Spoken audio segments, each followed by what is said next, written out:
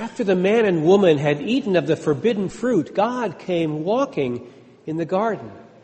And he called to the man, "Where are you?" "I heard the sound of you in the garden, and I was afraid because I was naked, and I hid myself." God said, "Who told you that you were naked? Have you eaten from the tree from which I commanded you not to eat?" The man said, "The woman." And the woman said, "The serpent." Our sin alienates us from God and from one another. We no longer see the face of God, blaming each other rather than facing our own faults. Jesus came to gather what sin has scattered. Jesus is the human face of God. In John 14, Jesus said, "Whoever has seen me has seen the Father." Last week in Mark's Gospel, Jesus said, "Whoever welcomes one such child in my name welcomes me, and whoever welcomes me welcomes not me, but the one who sent me." On the cross, Jesus will draw all people to himself. But the disciples in Mark's Gospel cannot wrap their head around such unconditional and inclusive love. And so John said to Jesus, "Teacher, we saw someone casting out demons in your name, and we tried to stop him because he was not following us." John seems to be launching his own Make Jesus Great Again campaign with the focus on us. For Jesus, it's never about me. It's always an invitation to become part of a new we. Whoever is not against us is with us. When Eldad and Medad prophesied in the camp, even though they had skipped church, Moses said, "Are you jealous for my sake? Would that all the Lord's people were prophets." Andrew Sullivan, in his September 23rd column in New York Magazine entitled "America, Land of Brutal Binaries," draws some insights from Jonathan Haidt and Greg Lukianoff's book, The Coddling of the American Mind. The authors note that humans are constructed genetically for a kind of tribal warfare, to divide the world instinctively into in-groups and out-groups, almost from infancy.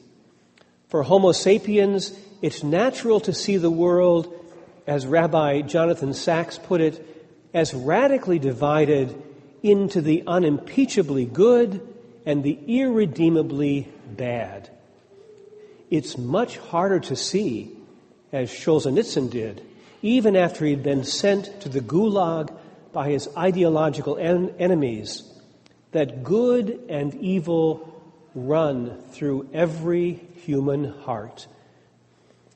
Sullivan was struck by an observation written in 1945 by Pauli Murray, a transgender black civil rights activist, that's almost a perfect inversion of today's political conversation. "When my brothers try to draw a circle to exclude me, I will draw a larger circle to include them." Such behavior moves everyone forward, making things better by including more.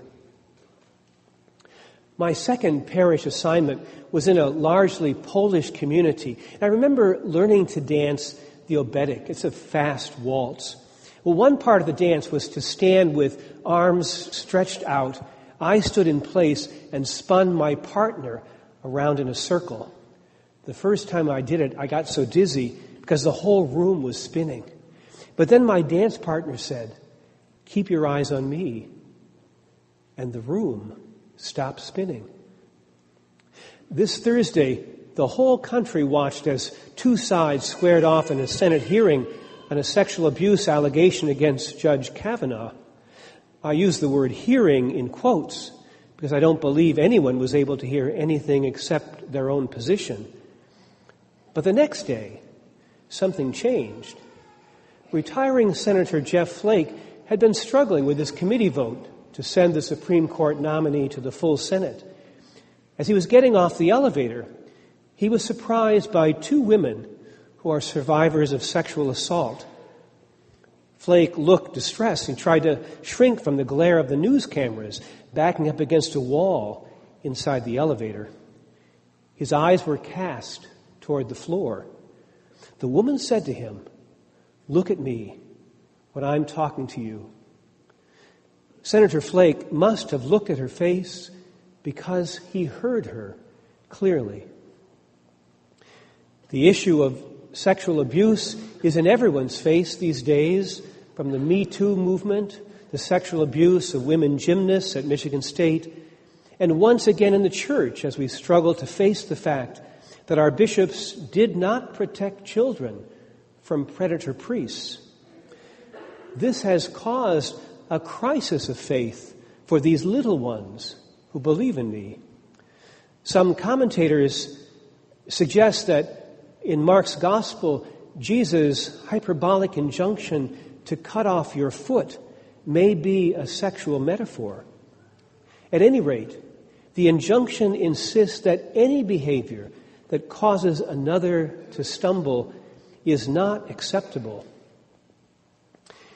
In 1978, the first winter after I was ordained, I was skiing one day at Pine Knob, and I ran into a priest who had been convicted of abusing a child. I knew him and was concerned about what would happen to him when he was sentenced to prison. That night at the parish mass, I offered an intercession prayer on his behalf. After mass, a father came up to me and asked, "What about the boy?" I had never thought about the boy, partly because I was still young and I had a lot to learn, but also I think because as a celibate priest, since I'm not a parent, I do not instinctively think of the child as any parent would. The bishop's instinct, sadly, in the past was to protect the church and the priest. We would likely not be in this situation today if there had been more fathers and mothers in the room with the bishops. This Thursday is the feast of St. Francis. In his great canticle of praise, Francis taught us that when we put God at the center, we will recognize that we are all brothers and sisters, sharing one creation, our common home.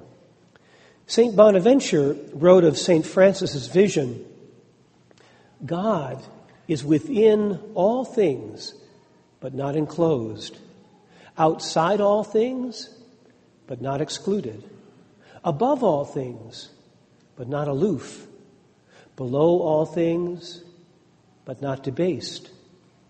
Bonaventure spoke of God as one whose center is everywhere and whose circumference is nowhere. Therefore, the origin, magnitude, multitude, beauty, fullness, activity, and order of all created things are the very footprints and fingerprints of God. As St. Paul said, one day in Christ, God will be all in all.